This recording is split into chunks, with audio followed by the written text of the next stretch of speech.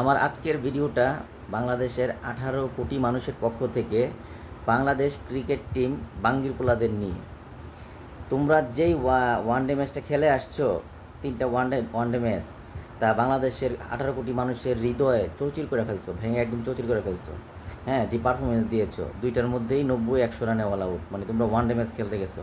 আবার শুনলাম স্টেডিয়ামে এয়ারপোর্টে আসার পর তোমাদের নাকি একটু গালাগালি করছে দর্শকরা, তাতে তোমাদের মনে অনেক দুঃখ। হ্যাঁ, তোমাদের ডিম থেরাপি দেওয়া দরকার ছিল, আর সবচেয়ে উপযোগী ছিল হাগু থেরাপি। পলিথিনের মধ্যে হাগু নিয়ে তোমাদের মুখে মারা উচিত ছিল, যে পারফরমেন্স করে আসছো। আবার বড় বড় কথা বলো। নাইম শেখ তাদের স্ট্যাটাস দিছে, সে 120 ওয়ার্ডের একটা স্ট্যাটাস, তার মনে অনেক দুঃখ। হ্যাঁ, দর্শকরা এমন করছে।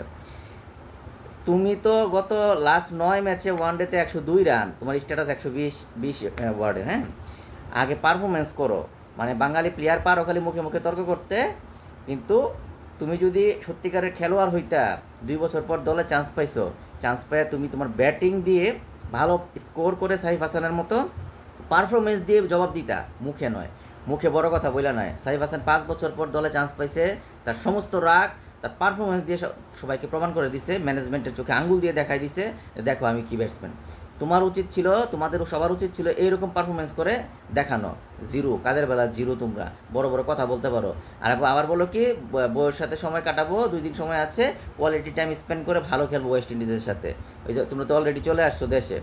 আমি হইলে তোমাদের হাগু থেরাপি দিয়ে নিয়ে আসতাম, ঠিক আছে, এয়ারপোর্ট থেকে।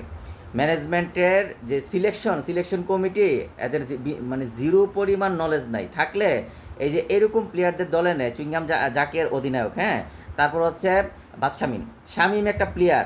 আমি যদি ম্যানেজমেন্টে থাকতাম, ওর স্টেডিয়ামে বাদাম বেচার, বাদাম বাদাম বাদাম করে বেচে, যে ওই বাদাম বেচার দায়িত্ব ওরা দিতাম না। প্লেয়ার তো অনেক দূরের থাক। আপনাদের মানে মাথার মধ্যে কি কমন সেন্স বলতে কিছু নাই?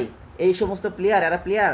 তানজিম হাসান, তানজিমরা আপনার নামাইতেছেন পরপর, প্রত্যেকটা ম্যাচ খারাপ খেলতেছে, তারা ওপেনিং নামাই দিতেছেন, সে প্লেয়ার। নাইম শেখ একটা প্লেয়ার, 109 ম্যাচ খেলে, 10 ম্যাচ খেলে 102 রান করে। ওরা ব্যাটসম্যান। কেন আপনার কি আর চোখে পড়ে না ব্যাটসম্যানদের? আর ব্যাটসম্যান নাই? জিসান আলম ভালো ব্যাটিং করতেছে, ওর একটা সুযোগ দেন।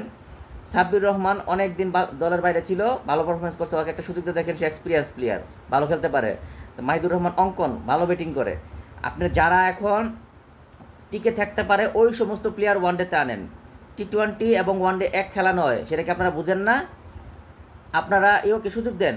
সাদমান ইসলাম ভালো অনেকক্ষণ ধরে রাখতে পারে, মমিনুল ইসলাম ধরে খেলতে পারে, তাদেরকে ওয়ানডেতে সুযোগ দেন। আর যারা এই যে পুরো সেট আপ চেঞ্জ করে ফেলেন, একটাও প্লেয়ার না ভালো প্লেয়ার না, শুধুমাত্র সাইফ হাসান ব্যতীত এখানে ব্যাটসম্যান একটাও নাই। লিটন দাস ইঞ্জুরি থেকে ফিরলে লিটন দাস আসবে, লিটন দাস ভালো। আর বাকি যারা আছে ধরে খেলতে পারে, তাদেরকে ওয়ানডেতে নামান। বাকিগুলো বাদ। বোলারদের সম্পর্কে কিছু বলতে চাই না, ভালো করেছে, পারফরমেন্স ভালো করেছে, বোলারদের কোনো অভিযোগ আমার নাই। কিন্তু ব্যাটসম্যান আগে ব্যাটিং শিখতে হবে, ক্রিকেট ব্যাটিংয়ের খেলা।